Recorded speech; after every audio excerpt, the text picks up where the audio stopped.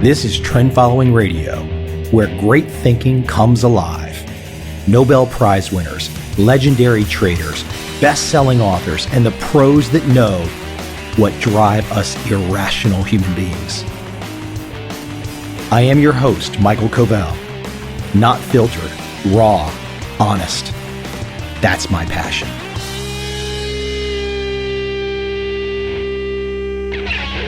So this is my first interview since going abroad. I had some logistical and technical issues to work through to make this portable podcast work for interviewing. And my first guest today is Nick Radge. Nick appeared on my podcast last year, and he was a great interview, and I have no doubt today will be a great interview as well. So let's go ahead and jump right in.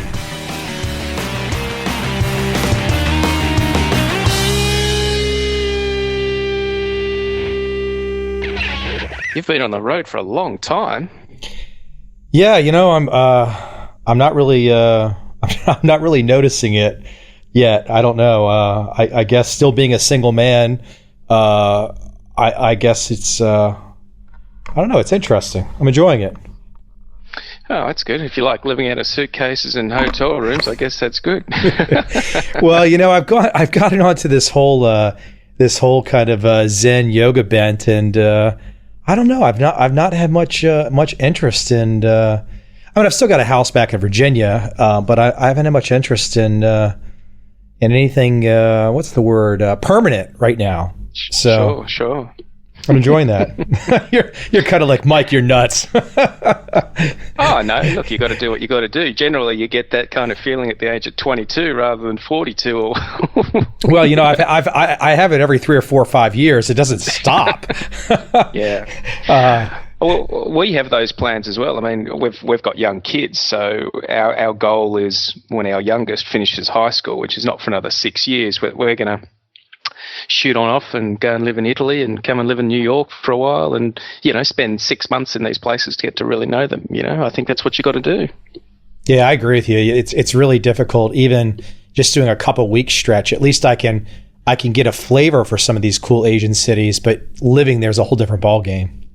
Oh, yeah. Well, how did you find Singapore? I lived there for 2 years.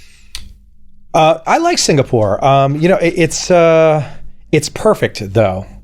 It's in many ways, or at least I guess close to where they built the Marina Sands and whatnot. It's all very perfect feeling. So I have a feeling. I think it would actually remind me of San Diego after a while, which is just might get a little boring. Is that a fair assessment? Look, we had 2 years. That was certainly enough for us. It was a very, very boring place. Yeah, I mean, my wife Trish, we had our son Zach was born there, and look, there's just nothing to do. You know, you sit around the pool. It's too hot to really play tennis and do all that kind of stuff. I mean, I played golf a bit, but you know, playing golf in 35-degree heat and 89%, 90% humidity is not an enjoyable experience, that's for sure. I hear you on that. But that's a lot of Southeast Asia, though. You can't get around the heat, that's for sure. Yeah, well, when I moved from London to Singapore, and I went from 4 degrees across to 34 degrees. And my first weekend, my boss said, let's go across to Malaysia and play golf. And oh, my Lord, I thought I was going to die by the second hole. It was just... Yeah, you just. I'm learning how to move in a very efficient way where you don't sweat.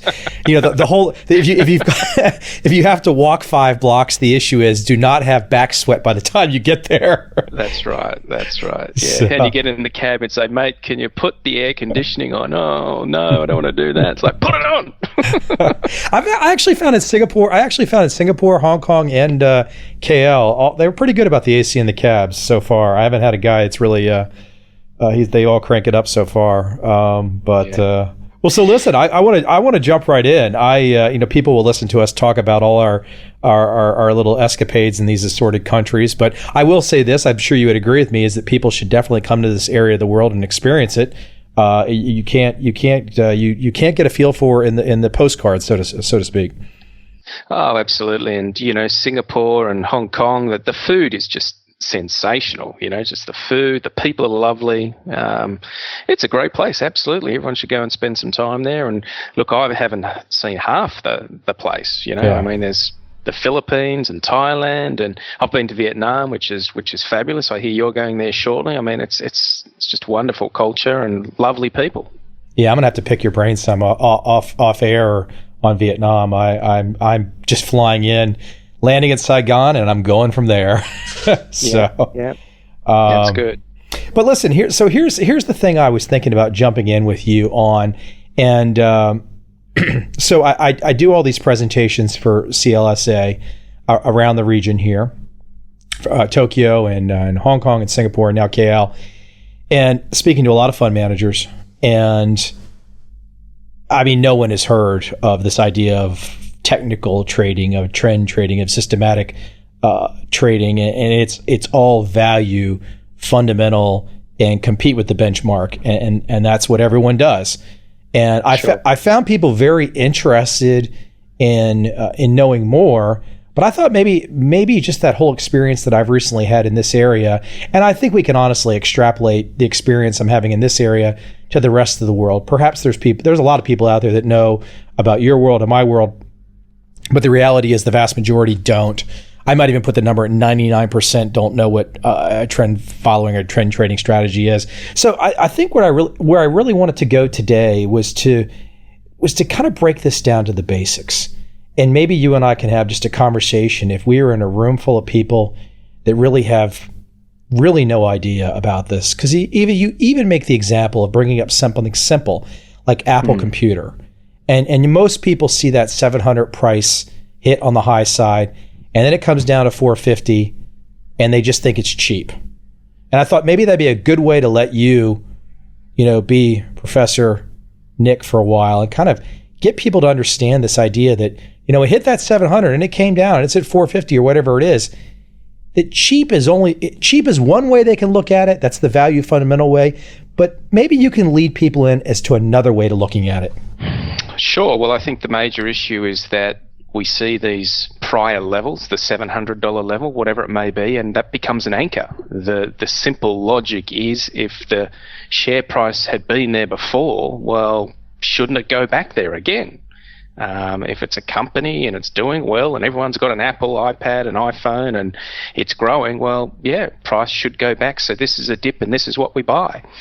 But, there's one core thing that people have to understand, and it's the undeniable truth that every company, whether we talk Enron, whether we talk Australian stocks that go bankrupt during the GFC, but every single company that goes bankrupt all exhibit the exact same trait. That is, their price is trending down in a sustained manner. It doesn't just open and delist. It doesn't open and go bankrupt on one day. They trend down for a sustained period of time, 6 months, 2 years, and they go bankrupt. So I'm not saying in any way, shape or form that Apple is going to go bankrupt.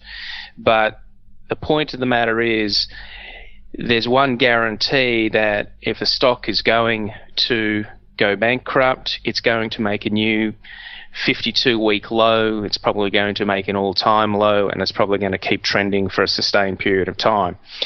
And that goes completely against the logic that most people have in terms of we get to buy cheap because they've anchored themselves to a higher price. I think it's a common problem. I think it's something that, we hear the big boys around the world talk about, the Buffetts. I mean, if you go into any bookshop, there's more books about Buffett and his logic than anything else in there.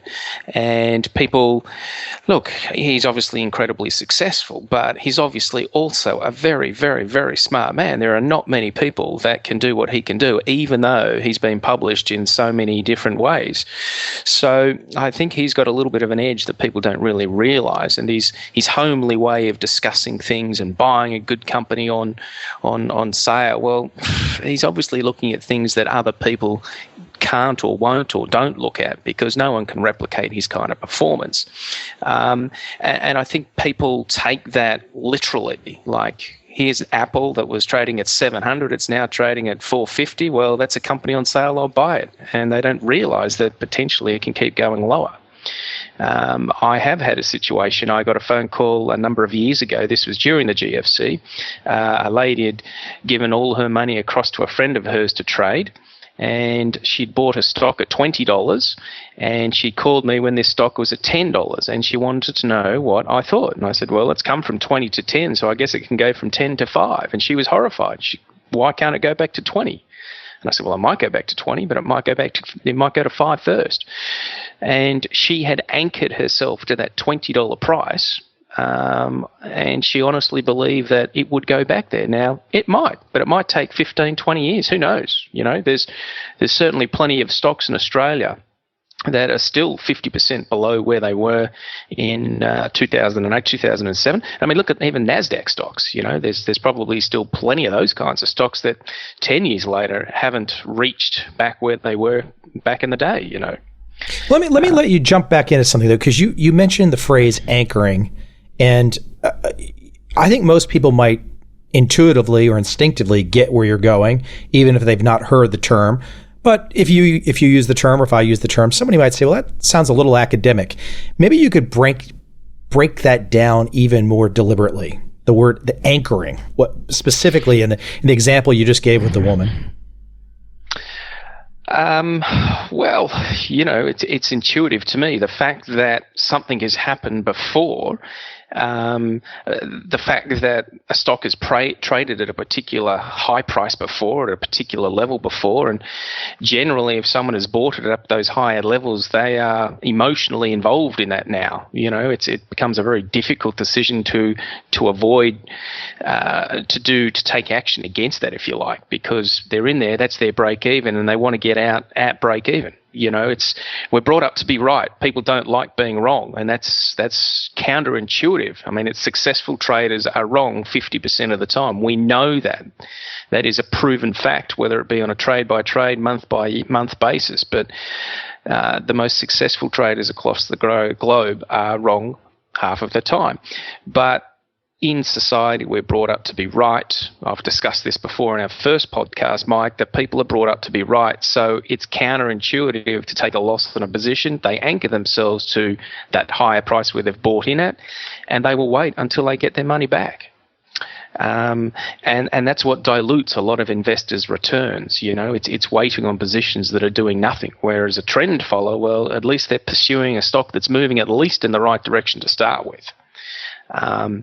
So that's my term with anchoring. I mean, this particular woman, she was convinced the share price would go up. It eventually went a lot lower. So I don't know what happened there.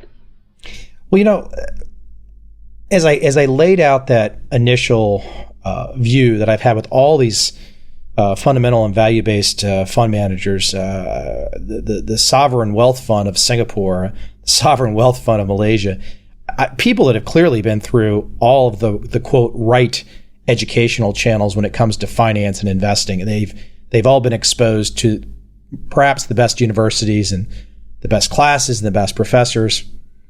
But this world that you and I exist in, it's not common. It's just not something that's out there. Bumping into all these different fund managers, and they're all value-based, they're all fundamentally based, they're all been educated at the quote right places. But this world that you and I exist in is just foreign to them. And the idea of taking losses, you know, being incorrect in your position, just seemed to be counterintuitive to them.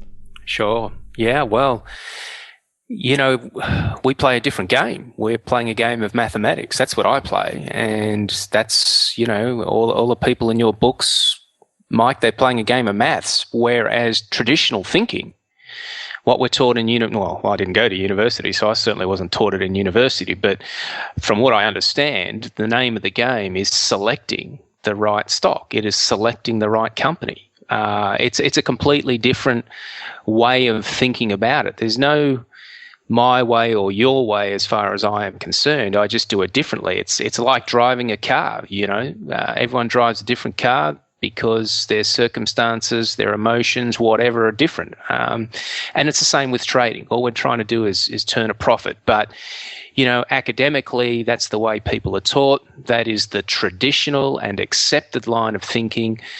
To go out on a limb and to get it wrong is a big risk for a lot of these people. And at the end of the day, the bottom line, I think, is pretty simple. You just have to look at the risk-adjusted returns of the fund managers around the world, and you can make your own judgment. Is that really good?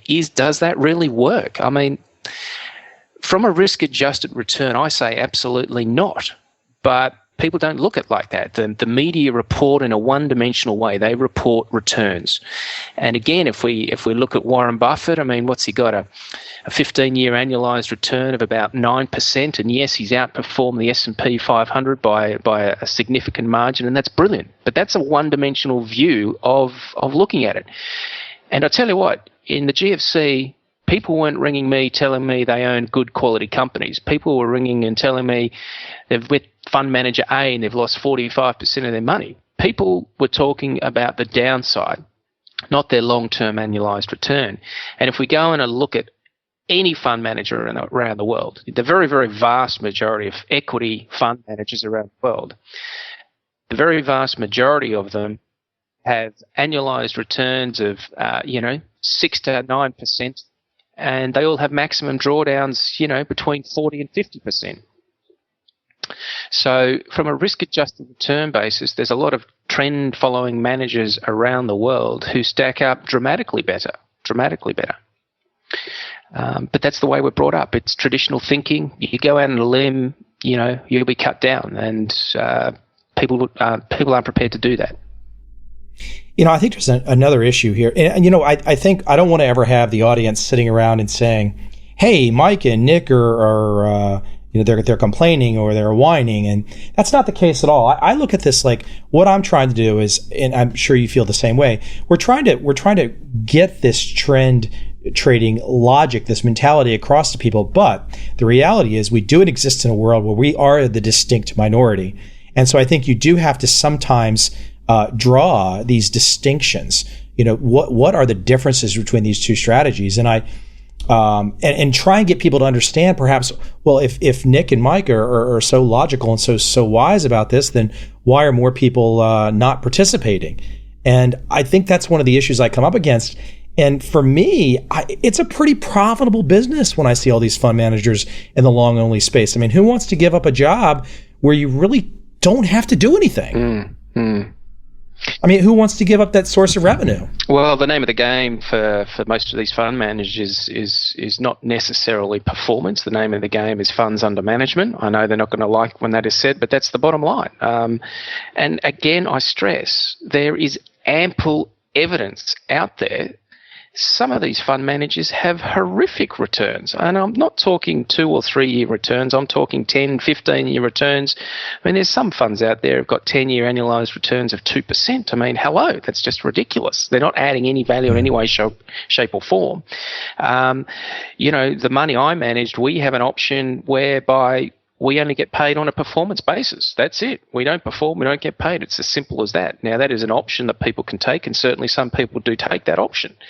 I would like to see more of that, but obviously from a logical business perspective, that's a very difficult proposition. I understand there's rent to pay, there's bills to pay, and so on and so forth. So from a business perspective, that's not an ideal situation. But, I guess I've been doing this for a long time, Mike, 26 years, and, I know you enjoy touting with people, if you like, trying to convert, if you like. Maybe that's a too strong a word. I'm sure you don't try and convert everyone. You're just trying to get your message out there. But I'm kind of a believer in that, look, if you like what I've got to say and you understand what I'm saying, then come along for the ride. But I'm not going to sit here and try and convince you otherwise.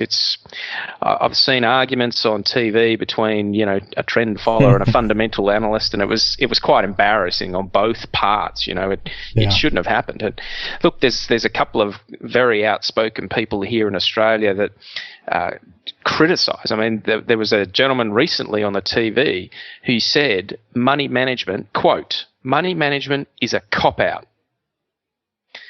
And to me, that's a pretty arrogant statement. Is it a cop-out? Well, who really cares? He takes it from the point, I'm skilled because I can select good companies that make profit. That's fine. I'm happy to sit here and look. I'm not particularly skilled. Over the last 4 years, my main fund or my main strategy has got a win rate of about 44% at the moment.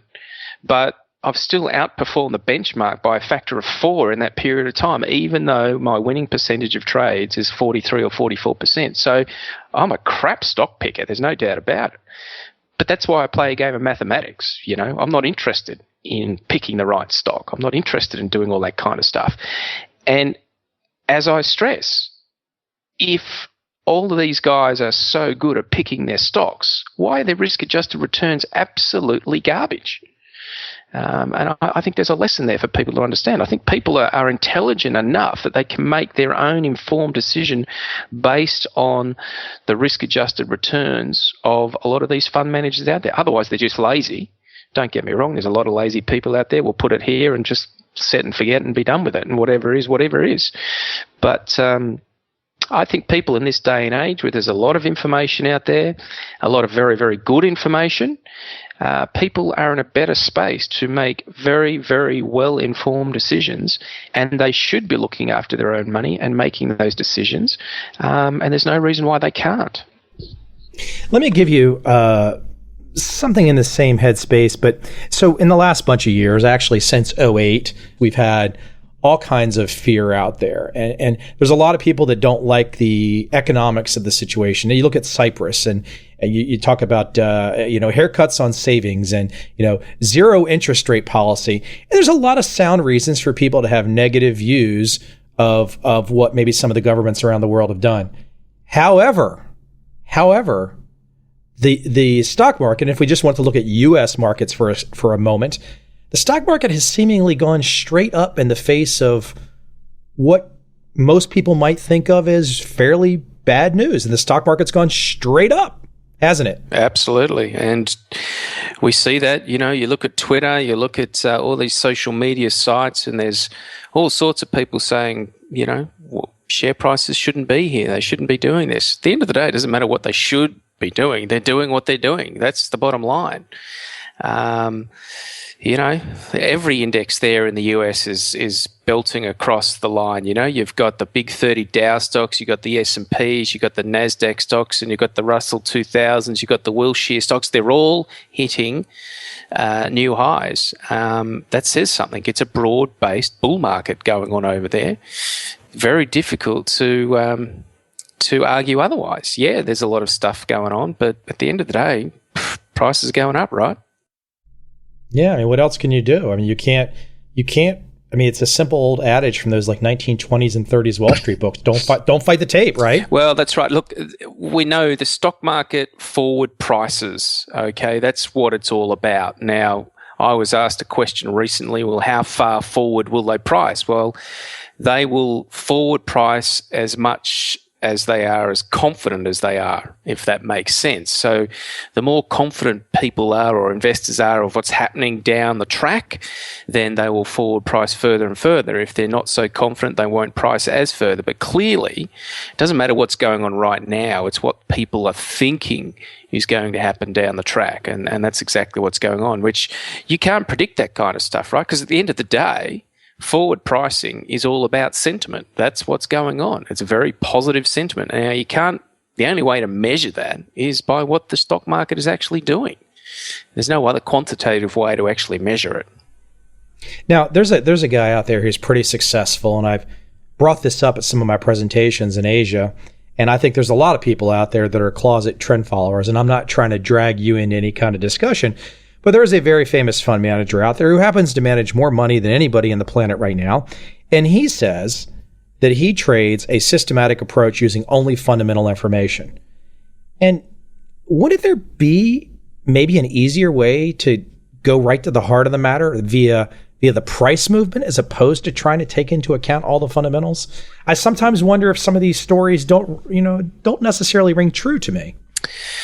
It's hard to know what drives some of these quant models. I know there's a big investment bank here in Australia, and I once posed the question to one of the quant analysts that managed that fund. I said, what are the triggers? I mean, how many triggers are involved in analysing particular stocks? And he told me there was 12 inputs into the valuation process, quant inputs, and 8 of those inputs were forward-leaning. In other words, they were future predictions on currencies, on interest rates, so on and so forth. But 8 of the 12 inputs were all based on future expectations. And obviously, if you get one of those things wrong, you call for a lower dollar and the dollar moves up, well, all of a sudden your valuation is completely out of sync. But obviously, that's a singular experience that I've seen. Every single fund manager, I would say, would have their own valuation models, their own inputs. You can see that by broker consensus opinion. You just have to go onto Reuters and have a look at broker consensus opinion on top stocks, and you've got 10 analysts saying it's a buy. You've got 5 analysts saying it's outperformed. You've got 15 analysts saying hold, you got 7 saying sell, and you got 6 saying underperform. Obviously, all these people are looking at the same data, but they've got forward-looking expectations that differ, and as a result, the valuations come out completely skewed. So I don't know. I mean, as I keep saying, they obviously feel comfortable doing that, but track records of fund managers do not suggest that their risk-adjusted returns are any better for doing that.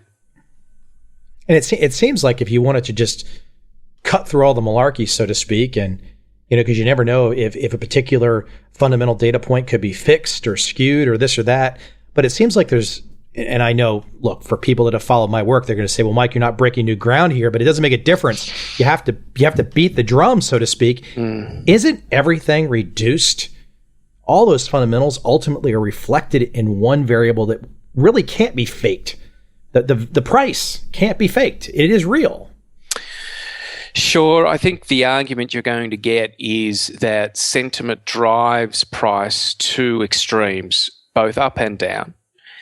And that's all good and well and fine. And I accept that argument that a company, a good, strong company that has an underlying value or a book value, if you like, and if sentiment drives price well below that, well, that's an opportunity. And that's fine. I accept that, and that would present a buying opportunity. There's 2 arguments that it's not up to me to accept them or not. I'm not going to use them, so it doesn't bother me. But there's 2 arguments. First of all, that sentiment can drive price a lot further down, a lot further below book value. How far, we don't know. Look at, I think it was Buffett's bet on Conoco, or it wasn't good. That's the first thing. The second thing is, you don't know how long it's going to take for that company to turn around. There was a good example here recently of a drilling company, a mining drilling company that went absolutely gangbusters. But a lot of brokers put their clients into it 3 years ago, and it took 3 years for this thing to come good. Now, 3 years, that's a long time of sitting there in an underperforming asset doing absolutely nothing. Now, a breakout strategy of any type would have caught it when it moved, not as it was going sideways for the 3 years. So time is money. Sitting on an underperforming asset, waiting for it to realize its value. How long do you wait? And how much does that drag on your performance? I would say substantially. Yeah, I think it's the efficiency issue in some ways, where you say, well, for example, you just use the price breakout. It's efficient. Sure. And look, the other thing to consider as well, and I'm talking specifically equity fund managers here as opposed to commodity-based fund managers, but equity fund managers, there's 2 ways to beat the market. Beat the market on the upside by holding higher beta stocks, but also beat the market when it's trending down by taking defensive action. Now, the mandate of almost every fund manager on the planet is to remain fully invested. I accept that. That's fine. That's their mandate. But the mandate of an individual investor should be, hey, I don't want to be invested in stocks that are going down during a bearish environment like 2008. There weren't many funds that didn't suffer significant losses in 2008 because their mandate was that they had to be invested to some extreme extent, like 80% or whatever it is.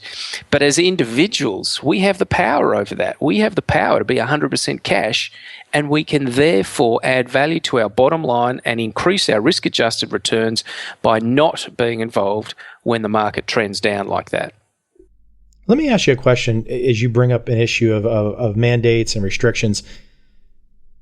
Traveling in this corner of the world, in talking to investors, institutional investors, regular folks, there's definitely some restrictions in how people can trade, and things are definitely skewed to a long-only equity basis.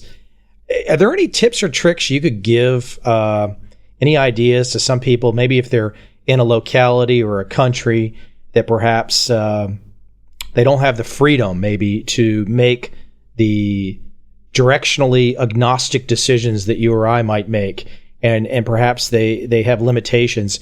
Are there places that they can go outside of their current country structure?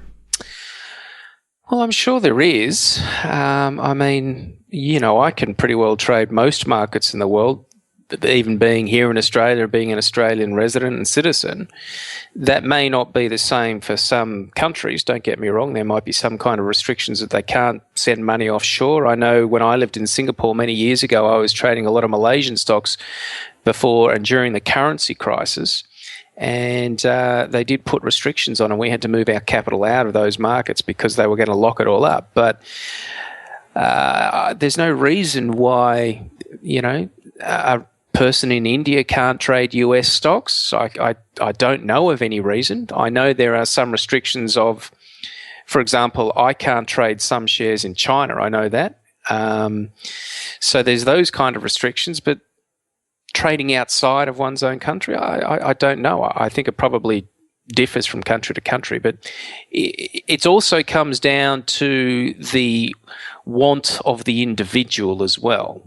I think a lot of people want to do it just as easy as they can, and they don't want to go and set up accounts offshore or do whatever is required to go and do that kind of stuff. So that's a big hurdle they've got to get over as well. I think you make a great point there. It is really an issue of want, because if you really want to do it, there are ways. And the issue becomes, are you just going to accept perhaps what the paternal system offers you? And are you, can you find the drive inside yourself to look beyond? And I think maybe, and I've talked about this with a few people that I've met over here, there is, and I'm just talking Asia for right now, there is definitely in some of the Asian cultures, there is a desire to fit in, and a desire to not perhaps go against rules set by, I don't want to use the word authority, but rules that are set that might be rules that are perfectly legal to break, but it's just almost like stick with the crowd and don't upset anything. And I'm fine with the average. In fact, I'll make an interesting point to you that when I was speaking with a group of traders in Singapore, one of the things and it was kind of odd to me, I think this was an execution team, but one of the things that they wanted me to kind of do is almost to give them a pep talk. And I said, well, why is a guy that writes about trend following giving a pep talk to an execution team? And essentially what he was saying was, everyone was so, a big fund would come in and say, hey, we want you to, here's the trade, you place it, you figure out the execution.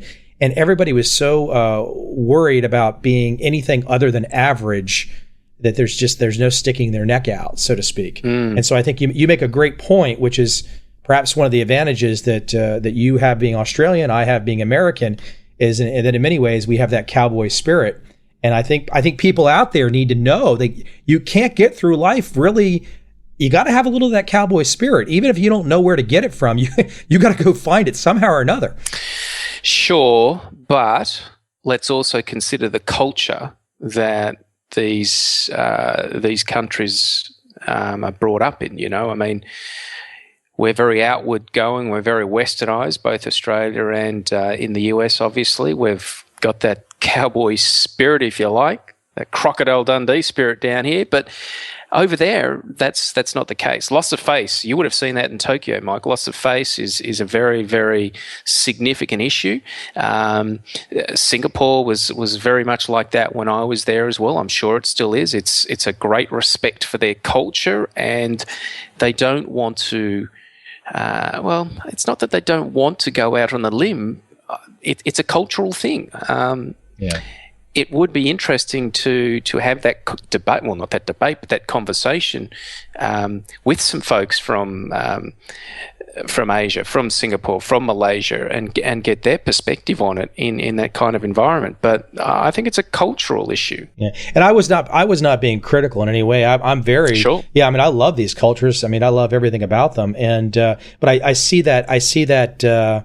When I was having lunch today with somebody, and she was saying this very issue, that the fitting in is very difficult to break outside of. And I think, anyways, it's just striking me as I tour this area and seeing this desire to be long only and desire to focus only on value and to focus on benchmarks. And I see it as a huge limitation. One of the things that I started to tell investors about is even if they were mandated, they could not be anything but long only, and they had to be fundamental and they had to be value. I said, but however, would it not be useful information for you to understand what the sharks swimming out there in the ocean that are trading these trend strategies where they can trade the 100 most liquid futures markets and they can go up and down, they can go long and short.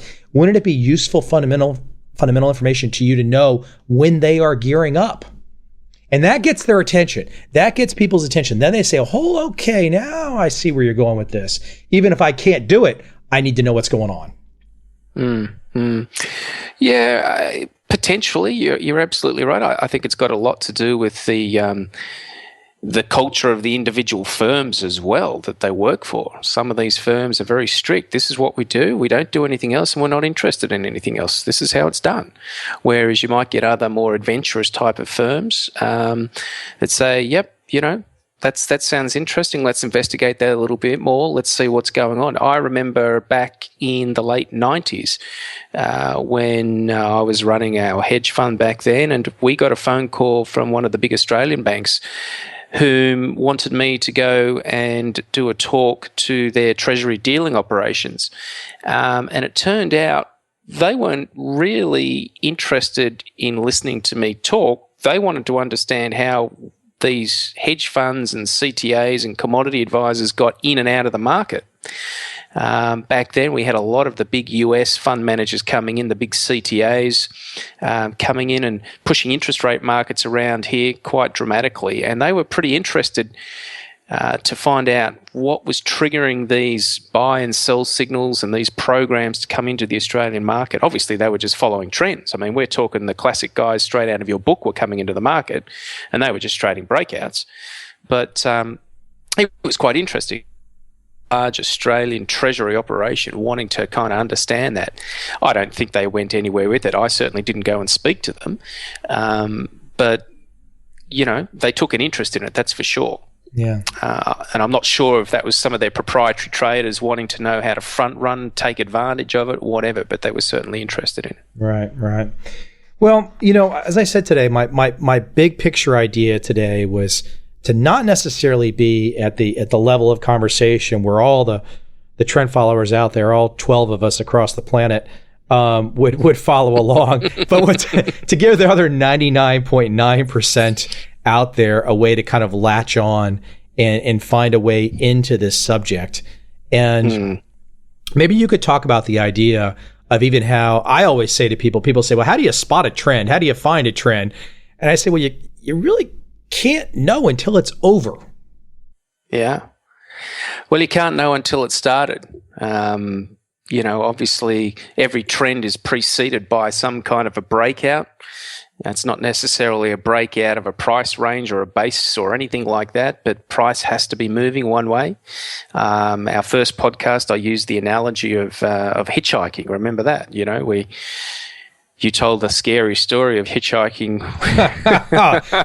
don't remind me of that. I forgot about that completely. But that's basically that's the way you look at it, right? It's a hitchhiker. A car comes past, and you're just jumping on for the ride. You don't know where that ride's going to go.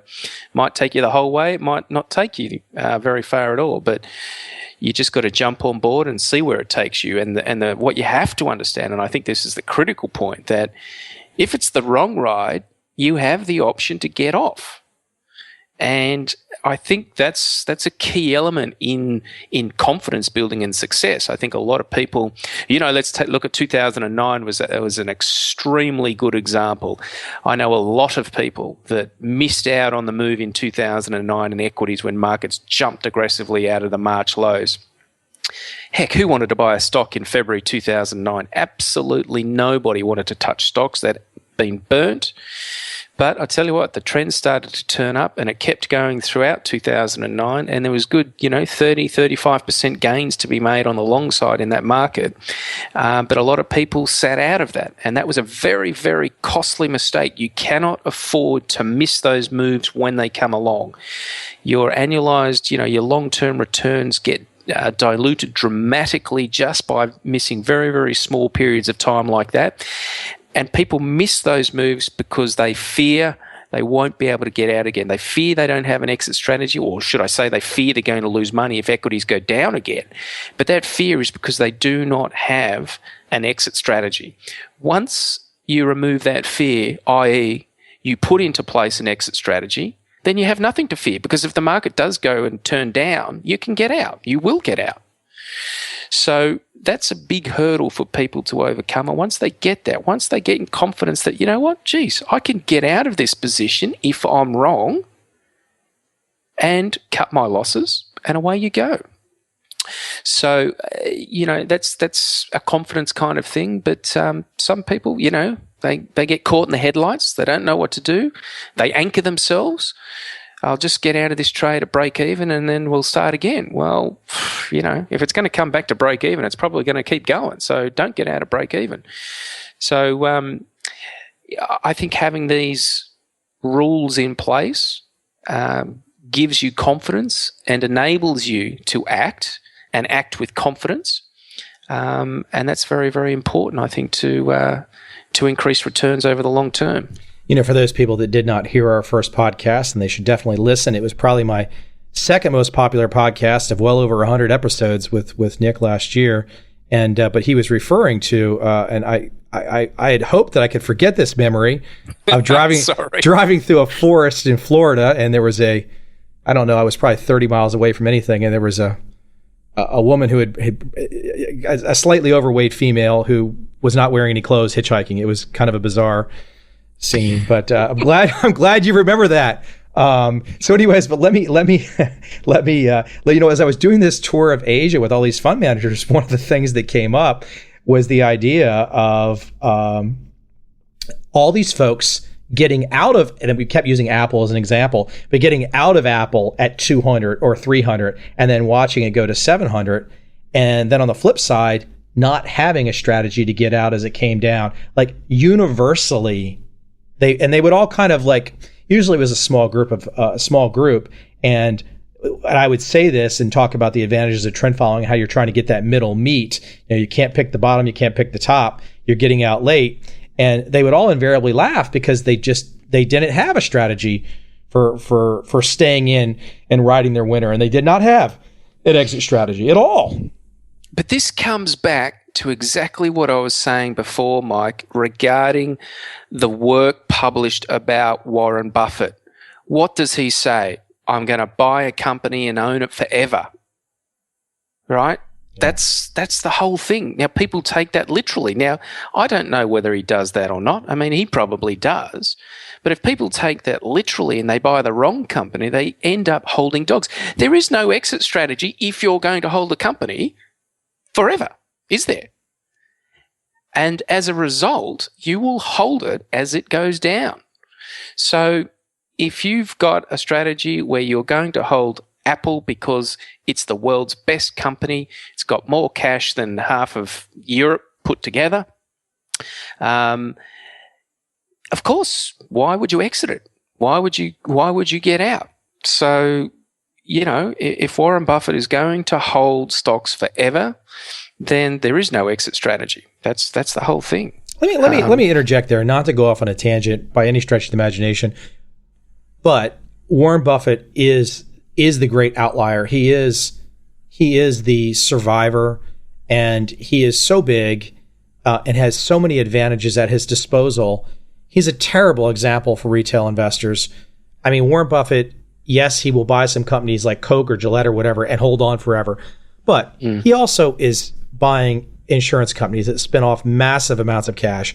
He also has a hotline to the CEO of Goldman Sachs and the President of the United States of America and the Federal Reserve. Those are things that you just really have to imagine what that means, that if you can pick up the phone and call those three guys on a 15-second notice, he's playing a game that you or I can't play. So in many ways, he has been held out as the great value fundamental guy, but he is just so much more and so much larger that I think he's a terrible example for retail investors to even think about.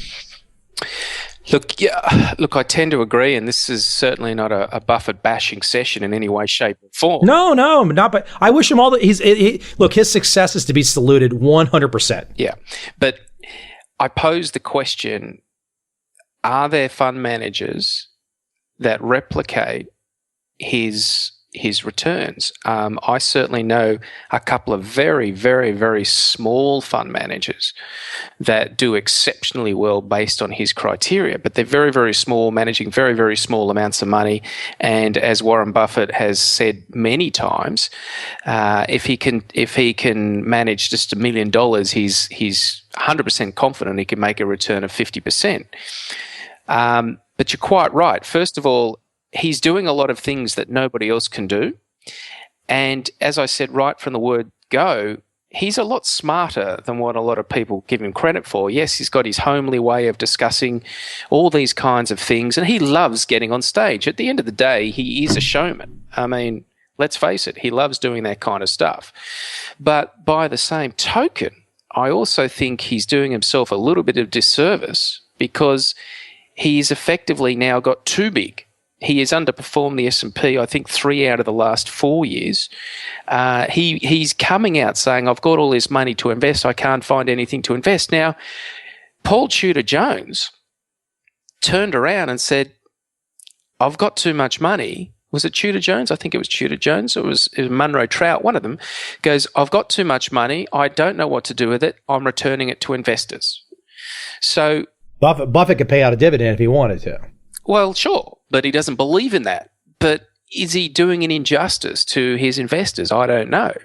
But any fund manager worth their salt in professional funds management area, and this is especially so for hedge funds and CTAs, because one of the big questions they get asked by the allocators is what's your capacity? How much can you manage? That's not a question that ever gets asked to Warren Buffett, though. So, I think that's a significant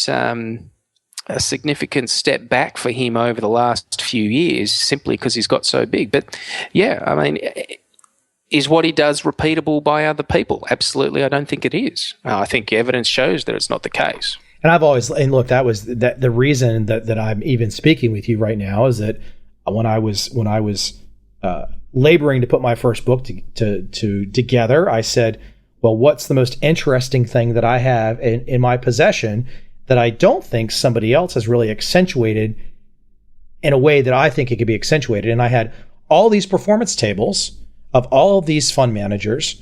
Not that I had any grand desire to promote any particular trader or fund manager, but I used their track records to promote and talk about and add some credibility to a strategy.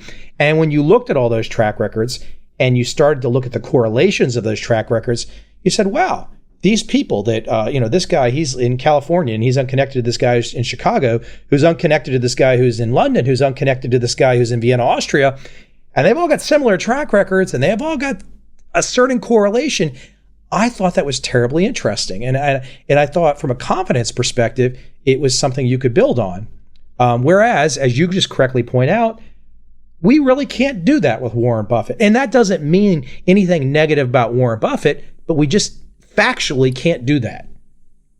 Well, what we can do is we can look at like-minded value investors. There's tons of them out there, and we can see high correlations with their returns.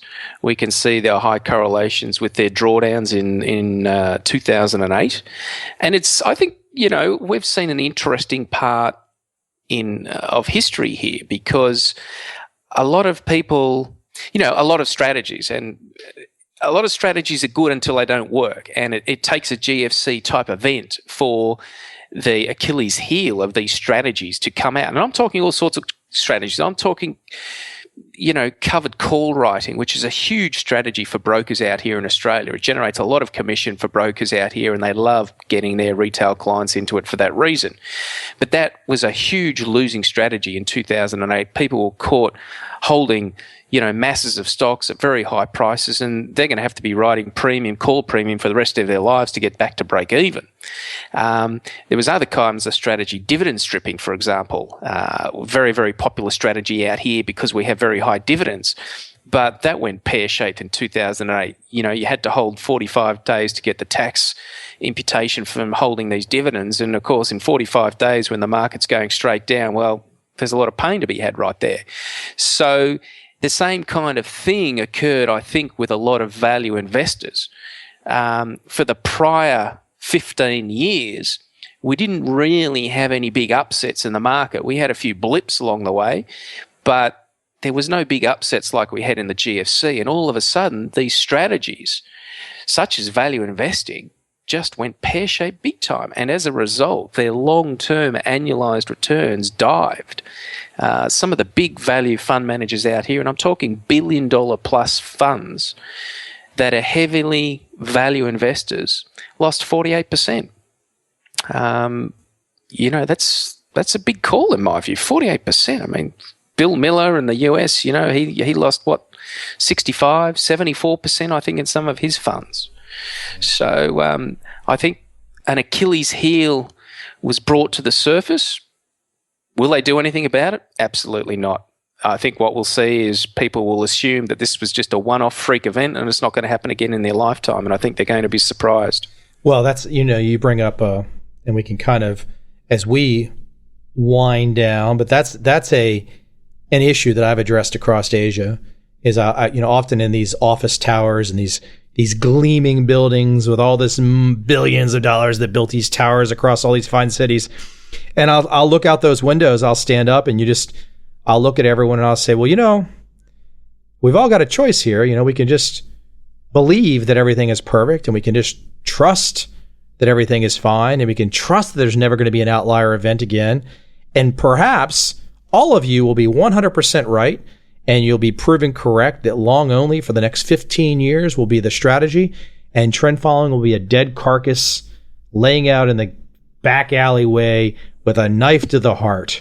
I said, however, there isn't anybody in this room, and I was in some pretty big fund management offices with all the big names. I said, there isn't anybody in this room that believes that you can rely on the fact that outlier events and black swans are gone, because you're all paid to know when they're going to hit again. And everyone in this room knows they are going to hit again. And so if they are going to hit again, wouldn't it be useful to understand a trading strategy like trend following that actually had double-digit performance gains in October of 2008? Isn't that a useful piece of education for you to understand in your fundamental shop that, hey, hold on, we know we can't trust the system to be long only forever. We know something else is going to happen. So I was just trying to find any way I could to get these fundamental folks to come into the world that you and I are in a different way. And that would get their attention when they realize that they're not really stress tested for the next flood at all. And that would certainly be an interesting question to understand the performance of these various fund managers that you're going to be in a room with. Find out what their performance has been, their drawdowns over the last 5-10 years, see what their annualized returns have been. And then when you sit down with them, ask the question, hey, you lost 45% in 2008. What have you learned from that, and how have you changed your strategy to combat that? That would be an interesting question. I would wonder what they would say. Chances are they probably say, well, we haven't changed anything. We're a firm believer in this value investing strategy, and it's served us well. It serves well from a return basis on a one-dimensional level. But as I said, we've got to look at this in risk-adjusted return ways because people are concerned about the downside.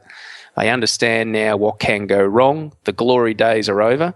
I guess the unfortunate thing, we're going to have a whole new generation that are going to come in and not remember the lessons of 2008, just like what we saw in 1987. Yeah. And I just wonder how many of these fund managers have actually changed their mandate or put anything into place whereby they have to either do more hedging, buy more put protection, diversify by using some kind of CTA type strategy that has negative correlations to what they're currently doing. I don't know. I'm sure you'll find that none of them have that in their mandate, so they therefore will not do anything about it. Yeah, that was one of the things I've been bringing up with people too. Is would not it be interesting for your long only fundamental value shop? Wouldn't it be interesting if you could have another return stream coming into your fund that wasn't correlated with what you're currently doing? And that generally gets people's attention. I mean, that they generally, okay, I'm interested. But sure. and you posit the question of like how much has changed. And if I just had to put my, for what it's worth, my Michael Covel professor of economics hat on, I would say that the Federal Reserve actions in March of 2009, which helped the stock market, more than likely left most fundamental shops not really changing much because, frankly, the market bounced back so so fast. I would seriously doubt that not much has changed. They're long only, and they got to mimic their benchmarks. And if they don't, maybe they're replaced with somebody else that mimics the benchmark a little bit better. I mean, that seems to be their world. Sure. Oh, you're absolutely right. You're absolutely right. And look, if they're a traditional long-only fund, well, they're not going to be interested in including any kind of futures overlay or anything like that, even though there is significant academic work suggesting that a futures overlay of some description, trend following overlay of some description, will help those returns. But I guess that's an extension, isn't it? It becomes a fund of funds or something else from a long-only value fund, doesn't it? Yeah.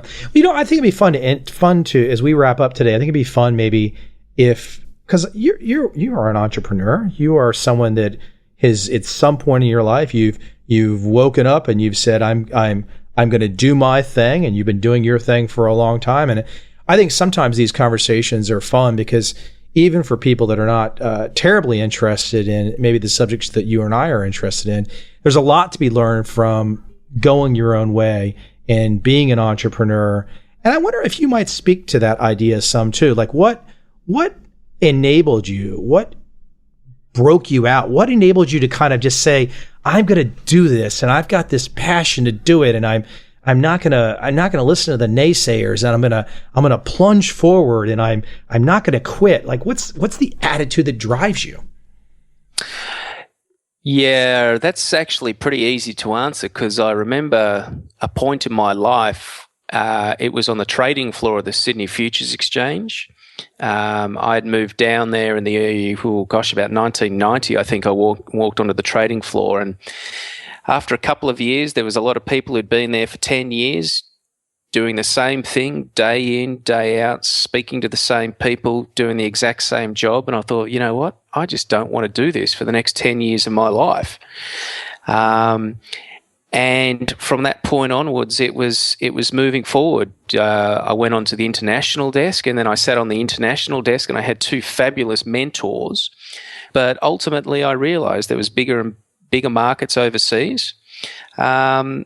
And I put the ultimatum into management that, hey, I want to go and work overseas, and if you won't send me overseas, well, I'll go on my own accord. Gave them a year. A year came up. So I moved from Australia to London. I'd never been to London. I had a 9-month-old baby. I took a 50% pay cut and I went to work for a company I've never heard of before. Best thing I ever did in my life.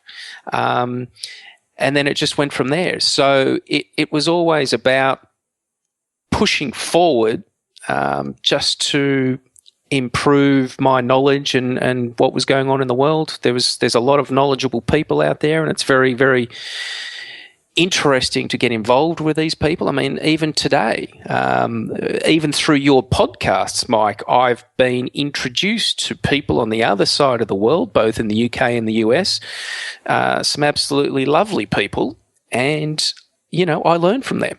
And that's what it's all about. So I think the big thing is fear. I think a lot of people have fear.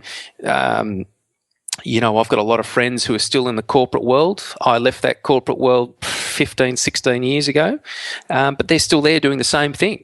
And to me, that's just frightening. But hey, they're in their comfort zone.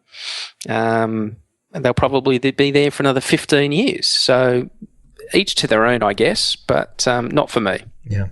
Well, I think a lot of people, you're right. Fear is a huge driver, but there are quite a few people out there that they want a chance to break away. And I think I hear from people all the time that are not necessarily even interested in trading, but they want to find a way to get over to the other side. They want to make a step or jump or whatnot. And I think your story and obviously, Nick, what's the best place for people to reach out to you? The best place to reach out to me is thechartist.com.au. I stress .com.au because there is another service in America called The Chartist. Or via my books. My books, Unholy Grails, is my latest book that is all about trend following in equities. And that's selling around the world. And I mean, even the title of that book, Mike, Unholy Grails, it means two things. First of all, it's a tongue-in-cheek stab at people who are trying to find the Holy Grail. And second of all, I guess it's a bit of a poke at traditionalists. What we're doing is kind of frowned upon. It's unholy. It's not the thing to be doing. No one worth their salt does that kind of stuff. So it's unholy, if you like. So Unholy Grails is about trend following, systematic trend following in equities. The strategies that I outline in that book work very well in the US markets as well. So you can buy that on Amazon or from our website. But yeah, thechartist.com.au. Well, I think it was number 2, pretty close to number 1 of all of my podcasts was your first podcast, Nick. And like I said, probably just because Jack's podcast was great too, Jack Schwager, but his new book had just come out. And so there was quite a few people that were listening because of his new book coming out right at that time. Great interview as well too. But it made me realize, it was like, well, hold on, there's a guy down in Australia that's driving some real traffic and some real audiences. What's going on down there in Australia? Mm. So you drove quite a bit of listens, and I'm sure we'll see the same thing with this one too. Good. Well, it's good to chat to you, Mike, and I really appreciate coming on board, and let's keep spreading that word, eh? Absolutely. Take care, Nick. Okay. Thanks, Mike. See ya. Bye-bye.